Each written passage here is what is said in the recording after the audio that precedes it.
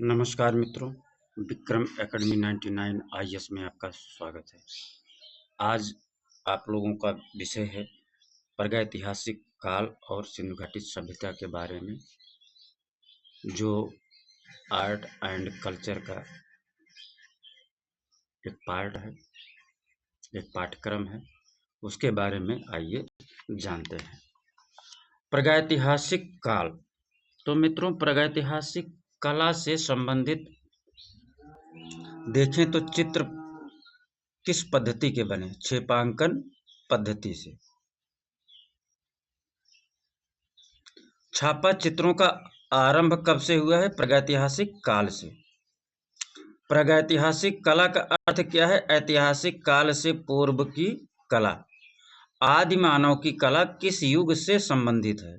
तो प्रागैतिहासिक युग से संबंधित है। प्रागैतिहासिक चित्रों से क्या ज्ञात होता है? तत्कालीन जन जीवन एवं संस्कृति। प्रागैतिहासिक काल को कितने भागों में बांटा गया है? मित्रों, 3 भाग में। पूरा पाषाण युग या पूरा प्रस्तर युग, जिसे पैलियोलिथिक एज और मेसोलिथिक एज। 30,000 ईसा पूर्व से 25,000 ईसा पूर्व तक इसका काल का निर्धारण किया गया है। मध्य पाषाण युग या मध्य प्रस्तर युग, मिडिल स्टोन एज और मेसोलिथिक एज, 25,000 ईसा पूर्व से 10,000 ईसा पूर्व तक माना जाता है। उत्तर पाषाण युग या नव प्रस्तर युग भी कहते हैं, न्यूलिथिक एज, 10,000 ईसा पूर्व से लेकर 3,000 ईसा पूर्व तक। अगर हम बात करें मित्रों की हमारा जो है हमारे भारत का, भारतीय कला का विकास कितना पुराना, भारतीय संस्कृति कितना पुराना है, तो अगर आज 2024 चल रहा है तो 2000 लगभग इसको काउंट करिए, और 5,000 ईसा पूर्व से हमको सभ्यताओं का दौर चलता है। 5,000 ईसा पूर्व से इन सभ्यताओं का दौर चलता है। तो अगर दोनों मिला के जोड़ा जाए तो 7,000 वर्ष हो गया। तो कभी कभी पूछ लेता है मित्रों कि हमारा जो है संस्कृत सभ्यता कितना पुराना है, तो लिखेंगे मित्र 7,000 वर्ष पुराना है। अगर पूछ लेता है कितना वर्ष ईसा पूर्व है, ईसा पूर्व अगर शब्द आता है तो 5,000 ईसा पूर्व मानते हैं। प्रागैतिहासिक काल के चित्रों में सबसे अधिक चित्र किस प्रकार के मिले हैं मित्रों? तो आखेट के। उस समय जो है प्रारंभिक दौर था, जब भोजन पानी की, अन्न की कोई ऐसी व्यवस्था नहीं थी सिस्टमैटिक, तो लोग जो है जीवन यापन, अपना भोजन जो है शिकार के रूप में ही अर्जित करते थे। तो जायज़ सी बात है, जब शिकार ही भोजन का एक माध्यम था, शिकार करके फिर उसको पकाना, पका कच्चा जो भी उस समय था। तो चित्रकारी उस समय जो की गई तो सबसे ज़्यादा आखेट की। प्रागैतिहासिक काल के चित्रों का विषय क्या था? तो आखेट था। प्रागैतिहासिक काल के चित्रों में किन रंगों का प्रयोग हुआ? गेरुए रंग का। भारतीय प्रागैतिहासिक चित्रकला का इतिहास किसने लिखा? तो डॉक्टर जगदीश गुप्त ने। भारतीय प्रागैतिहासिक चित्रकला का इतिहास किसने लिखा? डॉक्टर जगदीश गुप्ता ने। प्रागैतिहासिक काल कैसी है? प्रागैतिहासिक काल पूछता है मित्रों प्रश्न, बहुत ही बारीक प्रश्न है। प्रागैतिहासिक कला कैसी है? प्रागैतिहासिक काल की जो पद्धति है, विचारधारा भी कह सकते हैं, वो शब्द नहीं आ रहा है, कैसा है? तो प्रतीकवादी था, जो उपयोगितावादी भी था उस समय। मित्रों, पूर्व पाषाण युग की बात करें तो पूर्व पाषाण युग के मनुष्य को हम क्वार्टिजाइट नाम से बुलाते हैं। क्वार्टिजाइट यंत्र कहाँ से प्राप्त हुए? तो मद्रास शहर में गुंटूर जिले के अंगोला और कुड़ापा नामक स्थानों से प्राप्त हुए थे। पूर्व पाषाण काल का मानव प्रकृति निर्मित गुफाओं में रहता था। इस युग का मानव हड्डी, पत्थर, लकड़ी के मोटे और भद्दे औजार बनाता था। पाषाण युग के औजार की खोज एक बड़े अच्छे विद्वान थे, ब्रूसफुट नामक विद्वान ने करी थी। ब्रूसफुट नामक विद्वान ने इन औजारों की खोज किस स्थान पर किया था या कहाँ से प्राप्त हुआ था? तो मद्रास के निकट पल्लावरम नामक स्थान पर। सबसे प्राचीन मानव मद्रास के पल्लावरम नामक स्थान पर निवास करते थे। सबसे प्राचीन मानव प्रश्न पूछता है कहाँ निवास करते थे? मद्रास के पल्लावरम नामक स्थान पर। आदि मानव का प्रमुख केंद्र बेल्लारी था। आदि मानव का प्रमुख केंद्र क्या था? बेल्लारी था। मानव द्वारा बनाए जाने वाला प्रथम औजार की बात करते हैं मित्रों तो कुल्हाड़ी था। मानव द्वारा बनाया जाने वाला प्रथम औजार क्या था? उस समय तो कुल्हाड़ी था। अब मित्रों मध्य पाषाण की बात करें तो यह युग किसी काल विशेष का संकेत नहीं करता है। यह युग प्राचीन पाषाण युग के बर्बर जीवन नव पाषाण युग के मध्य जीवन के संधि काल वाला समय माना जाता है। समझिएगा, प्राचीन पाषाण युग और किसका? नव पाषाण युग का जो संधि काल था उसे मध्य पाषाण काल के नाम दिया गया। इस संधि काल में वह औजारों को अधिक सुडौल या ज्यामितीय रूप प्रदान करने में लगा था। औजारों से जो शिकार करते थे, अन्यत्र कार्यों के लिए जो बनाते थे, उनको तराशना का कार्य चल रहा था। मतलब उत्तरोत्तर विकास, अगर तराशने की बात करें तो उत्तरोत्तर उस समय मध्यकाल में क्या चल रहा था? पाषाण मध्यकाल में तो उत्तरोत्तर विकास का दौर था मध्य पाषाण का। मध्य पाषाण युग के मानव जो है सौंदर्य के सहज अभिव्यक्ति के लिए निरंतर प्रयासरत था। अब मित्र अगर बात करें उत्तर या नव पाषाण काल की तो चित्रकला का विकास जो है नव पाषाण काल में हुआ। चित्रकला का विकास या मानव जीवन का समस्त विकास नव पाषाण काल में होता है। जैसे कृषि का विकास का काल जो है नव पाषाण काल में सबसे अधिक होता है। पशुपालन का विकास का काल भी नव पाषाण काल ही है। तो नव पाषाण काल से जो पत्थर का गढ़ा हुआ एक गोल यंत्र प्राप्त हुआ था वो मित्रों नर्मदा नदी घाटी से प्राप्त हुआ था। नव पाषाण काल में पत्थर का गढ़ा हुआ मतलब बनाया जाए गढ़ के तराश के एक गोलाकार यंत्र प्राप्त हुआ था। तो वह गोलाकार यंत्र जो है नर्मदा नदी घाटी के पास से मिला था। चाक पर बने मिट्टी के बर्तनों का प्रयोग भी नव पाषाण काल से ही मानते हैं। चाक से बने मिट्टी के बर्तनों का प्रयोग जो है नव पाषाण काल से ही मानते हैं। उत्तर पाषाण युग का मानव जो है उत्तर पाषाण युग के मानव का प्रधान केंद्र बेल्लारी था।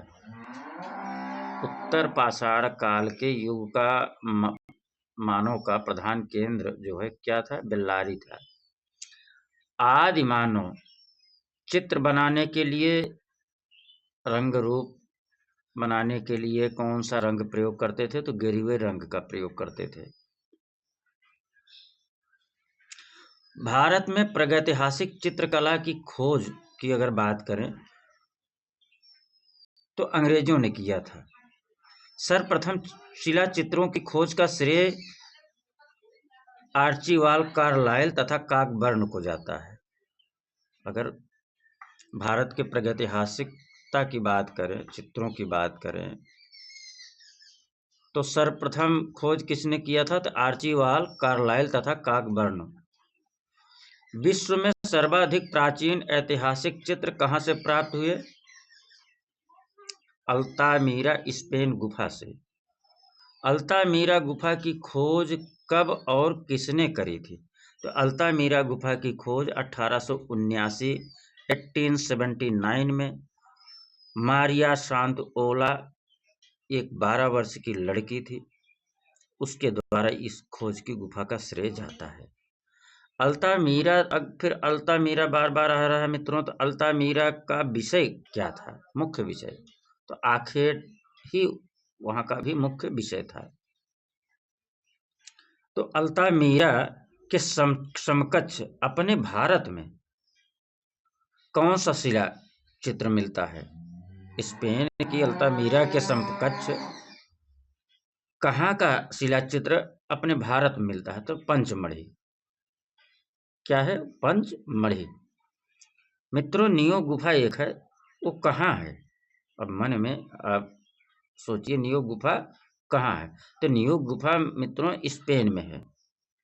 अब नियो गुफा की बात करते हैं, तो इसकी जैसी बात है, खोज कब हुई?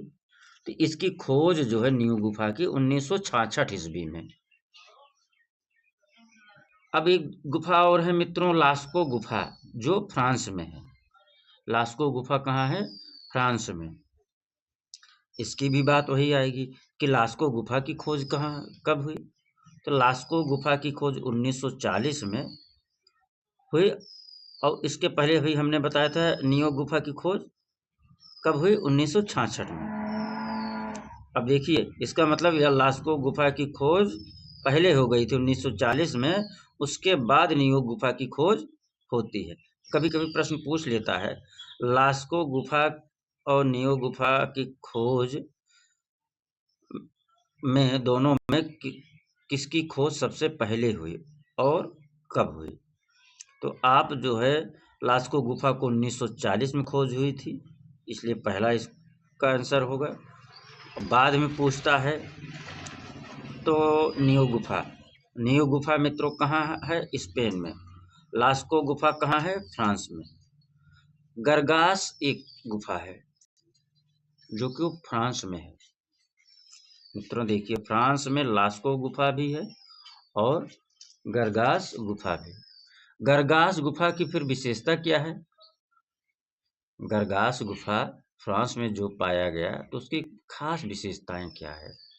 यहाँ हाथ के पंजों का सर्वाधिक चित्र मिला।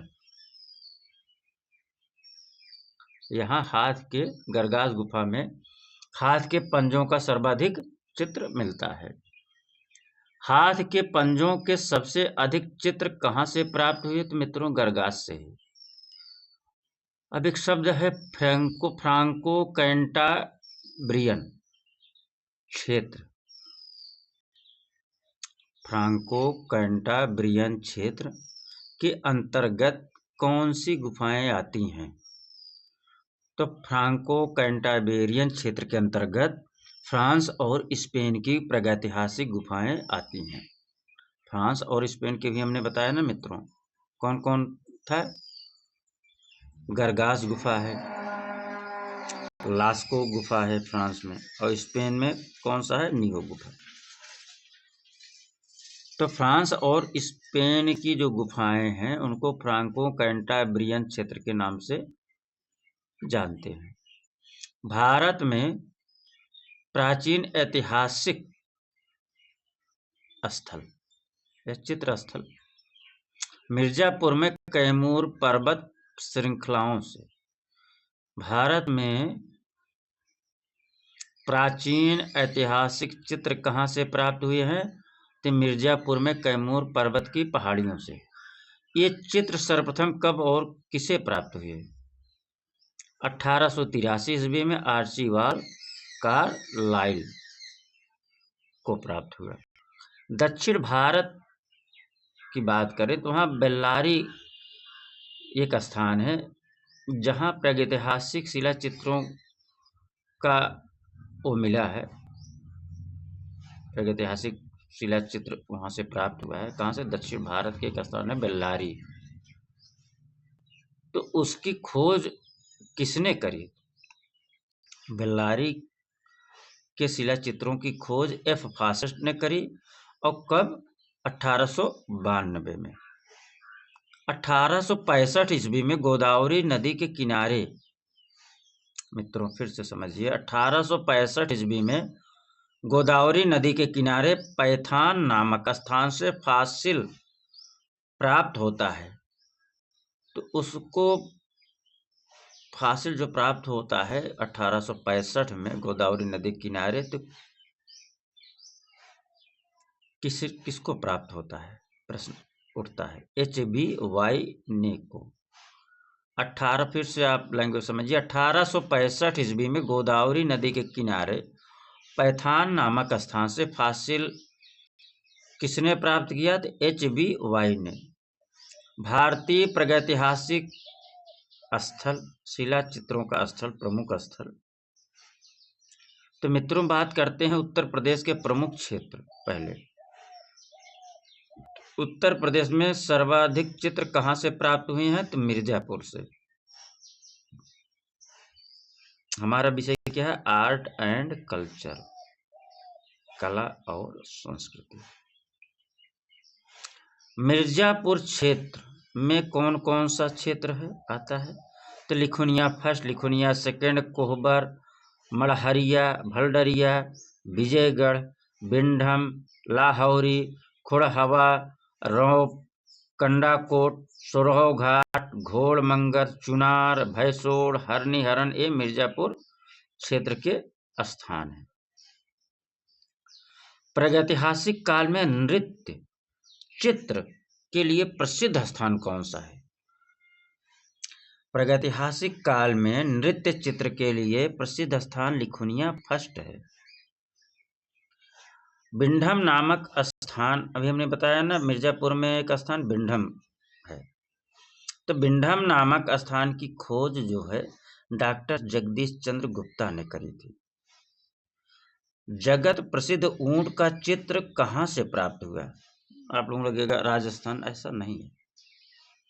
जगत प्रसिद्ध ऊंट का चित्र जो है मड़हरिया से प्राप्त होता है। कहाँ से? मड़हरिया से। घायल सुअर का चित्र मित्रों कहाँ से प्राप्त होता है? तो भलडरिया से। कहाँ से? भलडरिया से। भूत का रहस्यमयी चित्र कहाँ से प्राप्त होता है? ढोकवा महारानी कंडाकोट से। ढोकवा महारानी कंडाकोट एक स्थान है जहाँ से हमें भूत का रहस्यमयी चित्र, अजीबोगरीब चित्र मिलता है। मिर्जापुर के पहाड़ियों में एक सहवाइया पथरी है, दूसरा मोहरा पथरी है, तीसरा बागा पथरी है, चौथा लकाहट पथरी है। यहाँ से इस पहाड़ियों से हमें पुराने चित्र बहुत मिलते हैं प्रागैतिहासिक काल के। गैंडे के आखेट का दृश्य हमको घोड़मंगर से प्राप्त होता है। गैंडे के आखेट का दृश्य मित्रों कहाँ से प्राप्त हुआ? घोड़मंगर से।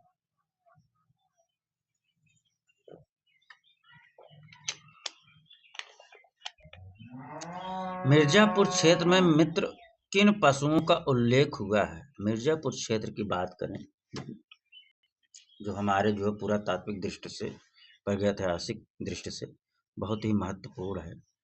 अगर हम बात करते हैं मित्रों मिर्जापुर क्षेत्र में किन पशुओं का सबसे अधिक उल्लेख हुआ है, तो गैंडा, शावर, हिरन, सुअर और बारहसिंघा का सबसे अधिक उल्लेख हुआ है, सबसे अधिक। पहिएदार गाड़ी का चित्र कहाँ से प्राप्त होता है? तो बिंढम से ही प्राप्त होता है। बारहसिंघे का आखेट का चित्र कहाँ से प्राप्त हुआ? लिखुनिया से। शाही के आखेट का चित्र कहाँ से प्राप्त हुए हैं? सोरहो घाट से। हाथी का शिकार चित्रित है लिखुनिया में। हरनी हरन गांव कहाँ स्थित है? मिर्जापुर, विजयगढ़, दुर्ग के समीप। गैंडे का आखेट करते हुए शिकारियों का रोचक दृश्य चित्र कहाँ से प्राप्त हुआ? हरनी हरन से। लिखुनिया किस नदी के किनारे है मित्रों? नगरई नदी के किनारे लिखुनिया है। मित्रों अगर हम पूर्व ऐतिहासिक या प्रागैतिहासिक काल की बात करें तो इस काल मनुष्य को घटनाओं का कोई लिखित विवरण उद्धृत नहीं मिलता। आद्य ऐतिहासिक काल की बात करें तो इस काल में लिखित विवरण तो प्राप्त हुआ है, परंतु उनके लेख पढ़े नहीं जा सके। ऐतिहासिक काल की बात करें तो लिखित विवरण पढ़े जा सकते हैं। सोन नदी घाटी पर स्थित विंध्याचल पर्वत की कैमूर श्रृंखला पर कितनी चित्रित गुफाएं हैं? 100 से अधिक। प्रागैतिहासिक चित्र की रेखाओं का आकार कैसा था? ज्यामितीय था मित्रों, बहुत ही महत्वपूर्ण है यह वाक्य। प्रागैतिहासिक चित्र की रेखाओं का आकार कैसा था? तो ज्यामितीय था। चित्र की सीमा रेखाएं कैसी थी? गतिशील थी। आदि मानव की प्याली किस चीज से बनाते थे? पशुओं के पुट्ठों की हड्डी से। किस काल के चित्रों में बादल, आकाश, पेड़ पौधे, नदी, पर्वत चित्रित नहीं है? तो प्रागैतिहासिक काल के चित्रों में। प्रागैतिहासिक काल में चित्र कहाँ चित्रित किए गए? चट्टानों की दीवारों पर मित्रों करे गए, गुफा के फर्शों में, भित्तियों तथा छतों पर बनाए गए। प्रागैतिहासिक काल में किन ज्यामितीय आकारों को संकेतिक रूप में प्रयोग किया गया? बहुत ही महत्वपूर्ण प्रश्न है, यहाँ से बहुत महत्वपूर्ण प्रश्न बनता है। प्रागैतिहासिक काल में किन ज्यामितीय आकारों का सांकेतिक रूप में प्रयोग मिलता है? तो पहला स्वास्तिक, दूसरा त्रिभुज, तीसरा वृत्त, चौथा आयत, पांचवा खटकोण। चित्रकार अपनी तूलिका किससे उस समय बनाते थे? तो रेशेदार लकड़ी, बांस तथा नरकुल से। मध्य प्रदेश के प्रमुख क्षेत्र मित्रों, आइए देखते हैं मध्य प्रदेश के प्रमुख क्षेत्र कौन कौन थे। तो पंचमढ़ी की बात करें तो पंचमढ़ी में इमली खो, जम्बू द्वीप, माड़ादेव, बनियाबेरी, बाजार के, मोंटे राजा, नींबू भोज, बोरी गुफा, महादेव आदि। रायगढ़ क्षेत्र सिंघनपुर, खैरपुर, कबरा पहाड़, कर्मागढ़, बेतालदा, बारमगढ़ आदि। शिवपुरी क्षेत्र रीवा, सतना, पहाड़गढ़, छतरपुर, पन्ना, ग्वालियर, रायसेन, भीमबेटका, जावरा, बिसाद शिवपुरी क्षेत्र में आते हैं। अब बात करें होशंगाबाद क्षेत्र में तो आजमगढ़, रहेली, बुधनी आदि। पंचमढ़ी गुफा की खोज किसने की? पंचमढ़ी गुफा की खोज पहले मित्रों डॉक्टर हंटर ने 1932 ईस्वी में करी थी। दूसरा जो है उसके बाद डीएस गार्डन महोदय ने 1936 ईस्वी में की थी। पंचमढ़ी कहाँ स्थित है? तो पंचमढ़ी भोपाल से लगभग 70-80 किलोमीटर दूर मध्य प्रदेश राज्य में स्थित है। पंचमढ़ी गुफा किस पहाड़ी पर स्थित है? तो महादेव पहाड़ी पर स्थित है। पंचमढ़ी गुफा मित्रों महादेव की पहाड़ियों पर स्थित है। प्रागैतिहासिक कला में सामान्य जनजीवन के चित्र कहाँ से प्राप्त हुए हैं? पंचमढ़ी से ही प्राप्त हुए हैं। प्रागैतिहासिक कला में सामान्य जनजीवन के चित्र कहाँ से प्राप्त हुए हैं? पंचमढ़ी से। विशालकाय बकरी का चित्र कहाँ से प्राप्त हुआ है? तो बाजार गुफा या बाजार केव से। रहस्यमय शेर और चीते का आखेट कहाँ से प्राप्त है? तो माड़ादेव गुफा से। ये चित्र पीले रंग का है। भारत में सबसे ज्यादा चित्र कहाँ से प्राप्त हुए? तो मध्य प्रदेश के पंचमढ़ी क्षेत्र से। भारत में सबसे ज्यादा चित्र कहाँ से प्राप्त हुए? मध्य प्रदेश के पंचमढ़ी क्षेत्र से। स्वास्तिक पूजा का श्रेष्ठ चित्र कहाँ से प्राप्त है? तो बनियाबेरी पंचमढ़ी क्षेत्र से। स्वास्तिक पूजा का श्रेष्ठ चित्र कहाँ से प्राप्त है? बनियाबेरी पंचमढ़ी क्षेत्र से।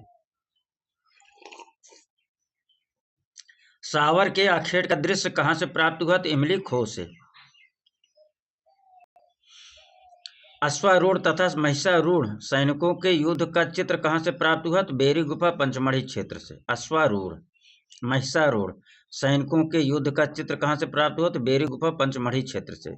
शहद एकत्रित करते हुए चित्र कहाँ चित्रित है? पंचमढ़ी में चित्रित है।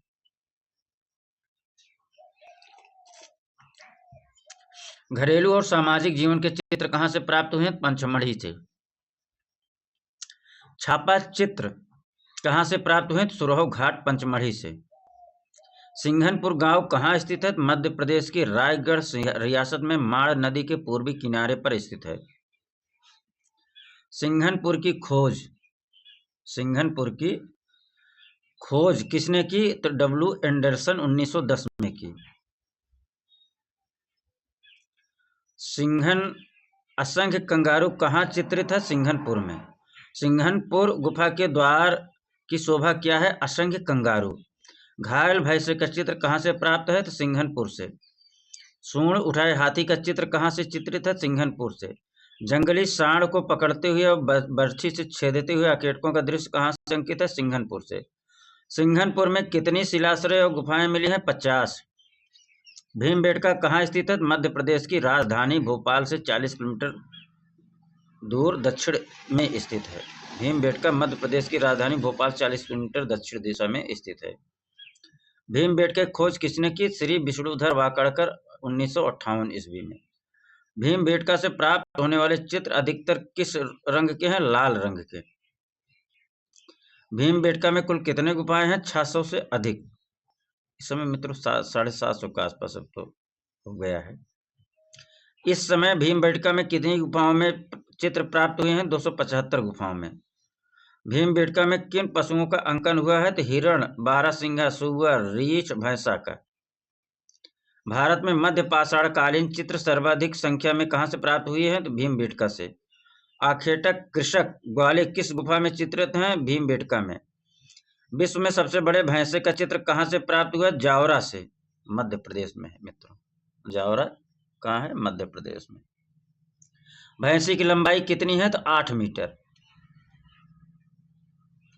होशंगाबाद कहाँ स्थित है? तो होशंगाबाद पंचमढ़ी से 45 मील दूर नर्मदा नदी के तट पर स्थित है।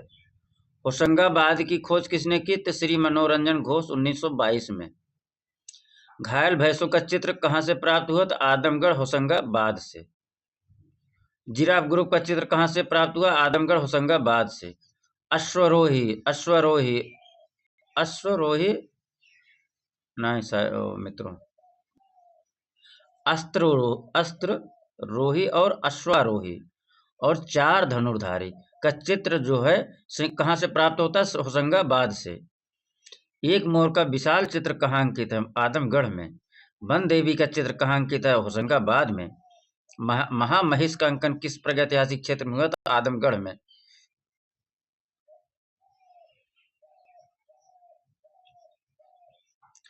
किस प्रागैतिहासिक क्षेत्र में हाथी का अंकन अधिक हुआ है? आदमगढ़ में। छलांग लगाते बारहसिंघा चित्रित है कहाँ? आदमगढ़ में। विश्व विख्यात गर्भवती महिला के चित्र कहाँ से प्राप्त हुआ है? फिरंगी कटोटिया मध्य प्रदेश का स्थान है। विश्व विख्यात गर्भवती महिला का चित्र कहाँ से प्राप्त हुआ? तो फिरंगी कटोटिया जो मध्य प्रदेश में है। भोपाल के अंतर्गत कौन कौन से क्षेत्र आते हैं? तो धारापुरी, गुफा मंदिर, शिमला हिल, बरखेड़ा, सांची, सेक्रेटरिएट, उदयगिरी आदि। एक शिला आश्रय में गेरुए रंग से अंकित हिरण के आखेट का रहस्यमय चित्र कहाँ से प्राप्त हुआ है? तो धर्मपुरी भोपाल से। एक शिलाश्रय में गेरुए रंग से अंकित हिरण के आखेट का रहस्यमय चित्र कहाँ से प्राप्त हुआ है? धर्मपुरी भोपाल से। बिहार क्षेत्र के किस गांव में आदिम चित्रकला के उदाहरण प्राप्त हुए हैं? तो चक्रधरपुर नामक गांव से।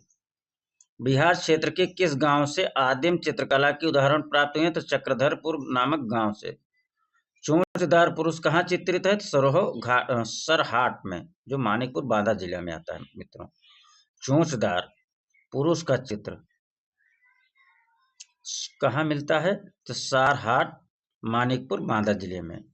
पहिए रहित गाड़ी और 3 घोड़े का अंकन कहाँ हुआ? मानिकपुर में। पहिए रहित गाड़ी और 3 घोड़े का अंकन कहाँ हुआ? मानिकपुर में। मध्य प्रदेश के मुरैना जनपद के पहाड़गढ़ सियारपुर के चित्रों की खोज किसने की? डॉक्टर पीसी द्वारकेश ने।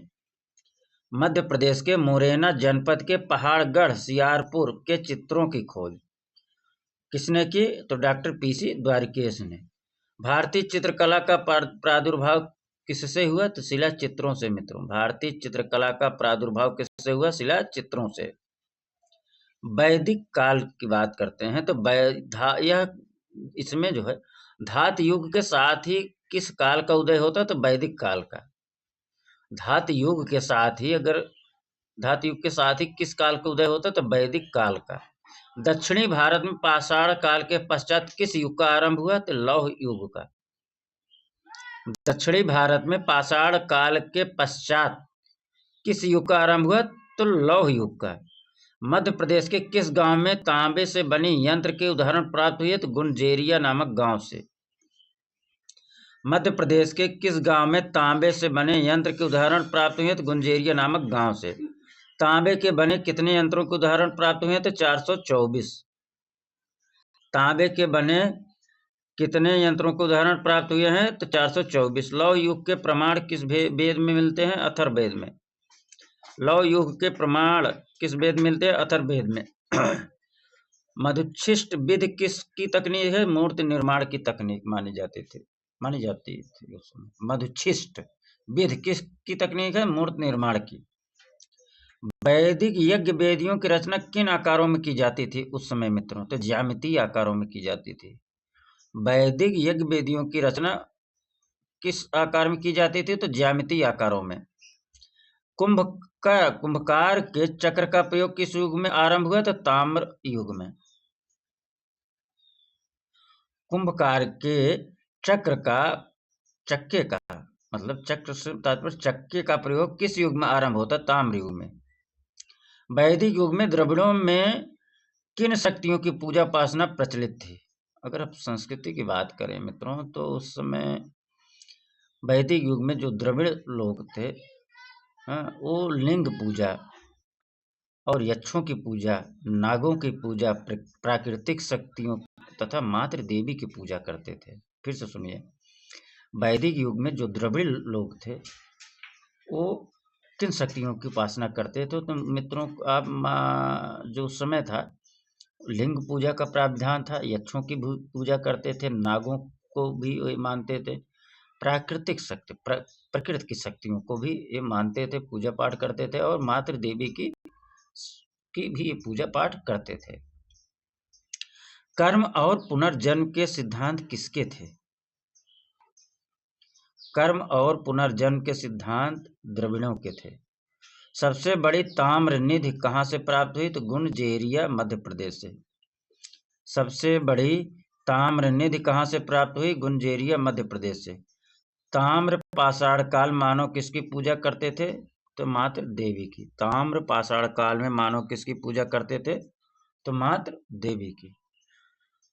मित्रों आज का विषय ये प्रागैतिहासिक काल ही रहेगा और अगला विषय मित्रों हम जो है अगले आप लोगों को वीडियो में देंगे। सिंधु घाटी सभ्यता हम अगले क्लास में बताएंगे। समय हो चुका है मित्रों, अगर आप लोगों को अच्छा लगा हो तो लाइक और सब्सक्राइब और शेयर ज़रूर करें। नमस्कार, पुनः आपको धन्यवाद समय देने के लिए विक्रम एकेडमी 99 IAS में।